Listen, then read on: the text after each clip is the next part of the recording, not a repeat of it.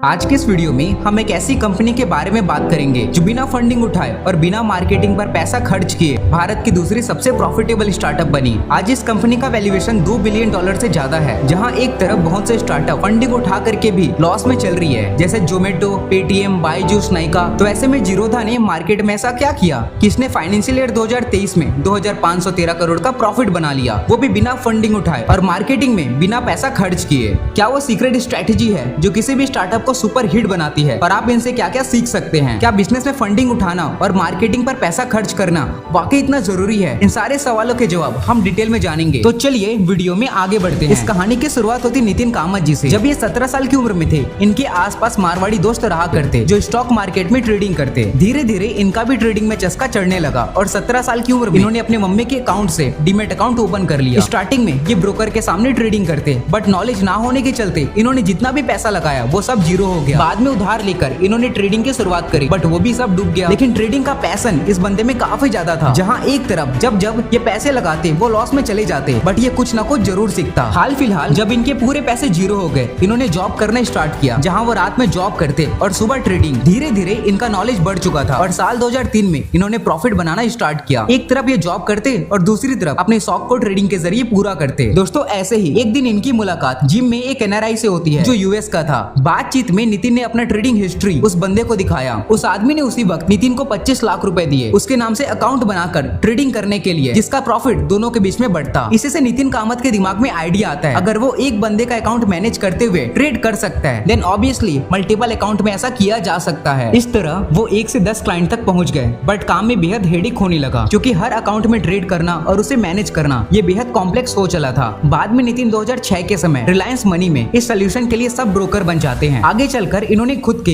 और दूसरों के अकाउंट से अच्छा पैसा बनाया। दोस्तों, 2008 के समय मार्केट में क्रैश आया था, जहां पर इन्होंने जमकर पैसा कमाया। इसके बाद इनको ख्याल आता है बिजनेस करने का, तो इन्होंने अपने नॉलेज और एक्सपर्टीज के अराउंड बिजनेस करने की सोची। इन्होंने दिमाग लगाया क्यों ना ब्रोकर के हेल्प के लिए इफेक्टिव डिजिटल प्रोडक्ट बनाया जाए, क्योंकि इनका एक्सपीरियंस खुद ब्रोकर के साथ काफी अच्छा नहीं था। और इसके लिए जब वो फंड रेस करने मार्केट में उतरे, उस समय क्राइसिस चल रहा था, जिसके चलते इनको फंड नहीं मिला और आगे ये इनके लिए फायदेमंद साबित होता है। दोस्तों, इन्होंने सोच लिया अगर बिजनेस करेंगे वो खुद के पैसों से करेंगे, फंड नहीं उठाएंगे, जो करेंगे सब अच्छा करेंगे। और इसी तरह 2010 में जीरोधा की शुरुआत होती है, जिसका मतलब है जीरो रुकावट। दोस्तों, जब बात फंडिंग के ऊपर आ गई है, देन ये समझ लीजिए क्या इसे लेना जरूरी है। और ये सब कुछ ना आपके सिचुएशन पर डिपेंड करता है। ऐसा बिल्कुल भी नहीं है कि बिना फंडिंग उठाए बिजनेस नहीं हो सकता। आपको कई ऐसे एग्जांपल देखने को मिल जाएंगे जो बिना फंडिंग उठाए बूटस्ट्रैप के जरिए अपने बिजनेस को स्टार्ट किया और वो आज ग्रो भी कर रहे हैं। दोस्तों, इस कंडीशन में सारा कंट्रोल आपके हाथों में हो जाता है और जो आप चाहो आपके बिजनेस के साथ वही होगा। बट हाँ, अगर आप बिजनेस ग्रो करना चाहते हो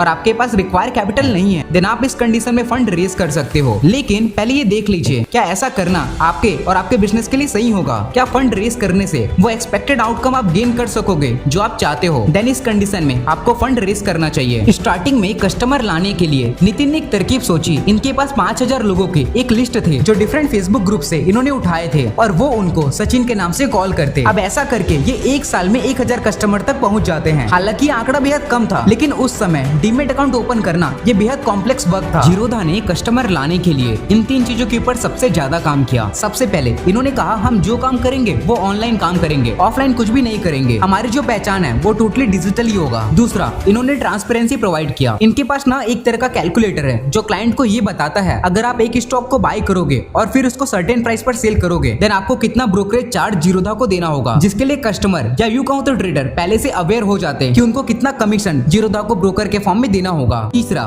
दोस्तों, उस समय ट्रेड के हिसाब से बाकी ब्रोकर पैसे चार्ज करते। मतलब अगर आप 1000 रुपए के हिसाब से ट्रेड कर रहे हो, देन आपको कमीशन भी 1000 रुपए के हिसाब से देना होता। अगर आप लाख रुपए का ट्रेड कर रहे हो, देन आपको लाख रुपए के हिसाब से चार्ज देना होता। ये जो चार्जेस हैं काफी कुछ ट्रेड के अमाउंट पर डिपेंड करता। इस पर जीरोधा ने कहा हम आपसे ट्रेडिंग के अमाउंट पर पैसे नहीं लेंगे, बल्कि पर ट्रेड 20 रुपए पैसे चार्ज करेंगे। दोस्तों, जीरोधा ने मार्केट को बेहद अच्छे तरीके से समझ लिया था और जो प्रॉब्लम कस्टमर फेस करते वो उनको सॉल्व करते चले गए। बट जो स्ट्रेटेजी ये फॉलो कर रहे थे, हालांकि उसे दूसरे कंपनी भी फॉलो करने लगे। अब यहाँ पर एक क्वेश्चन आता है, कैसे हम बाकियों से अलग नजर आएंगे?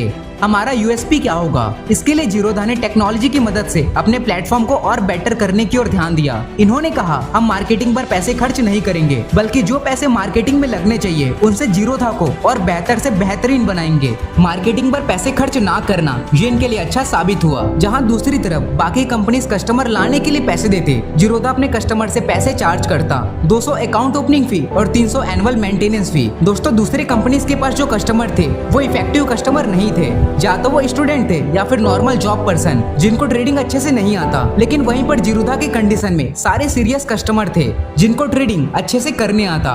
जीरोधा ने जो कस्टमर एक्सपीरियंस अपने प्लेटफॉर्म पर दिया, इसके चलते सारे कस्टमर ने कभी भी जीरोधा नहीं छोड़ा। मतलब आप ये समझिए, जब आप एप्पल यूज करना स्टार्ट करते हो देन आपको बाकी कंपनीज के प्रोडक्ट उतने अच्छे नहीं लगेंगे जितना आपको एप्पल का प्रोडक्ट अच्छा लगने लगेगा। सो दोस्तों, इनसे सीखने वाली बात यही है, जो आप कर रहे हो उससे बेस्ट करिए ताकि कस्टमर भी उसके दीवाने हो जाए, या फिर कुछ इनोवेटिव तरीके से करिए। अब जीरोधा के मामले में इन्होंने ये दोनों किया, जिसके बदौलत आज जीरोधा है। जीरोधा का भाग्य तब और बदला जब नितिन की मुलाकात कैलाश नाथ से होती है। कैलाश नाथ टेक्नोलॉजी के फील्ड से बिलोंग करते हैं। दोस्तों, बातचीत के दौरान कैलाश को नितिन का आइडिया बेहद अच्छा लगने लगा और 2013 के समय वो जीरोधा के सीटीओ बन जाते हैं। अब यहाँ से जीरोधा का असली गेम शुरू होता है। इसके बाद इन्होंने 2 सालों की अथक प्रयास और 30 जनों की टीम वर्क से काइट नाम का प्लेटफॉर्म तैयार किया, जो कि जीरोधा का ही प्रोडक्ट है। जब ये आगे बढ़ते जा रहे थे, इन्होंने देखा भारत में बेहद कम लोग स्टॉक मार्केट के प्रति अवेयर हैं। कारण है, एक तो बहुत बड़ी जनता को स्टॉक मार्केट के बारे में पता नहीं, और जो जानते हैं वो ट्रेड या इन्वेस्ट नहीं कर रहे हैं, और जो कर रहे हैं वो लॉस में हैं। जिसके सोल्यूशन के फॉर्म में जीरोधा ने वर्सिटी के नाम से एक और डिजिटल प्लेटफॉर्म क्रिएट किया, जहां आपको स्टॉक मार्केट से रिलेटेड, म्यूचुअल फंड से रिलेटेड इसके बारीकियों को समझने में काफी कुछ मदद मिलेगा। दोस्तों, जीरोधा के कंडीशन में ये 2 चीजें इनके लिए वरदान साबित होती है। सबसे पहला डीमोनेटाइजेशन, मतलब नोटबंदी, जिसके चलते सारी चीजें डिजिटल हो जाती है और डीमेट ओपन करने का जो कॉम्प्लेक्स प्रोसेस था वो ई-केवाईसी के जरिए बेहद इजी हो जाता है। दूसरा,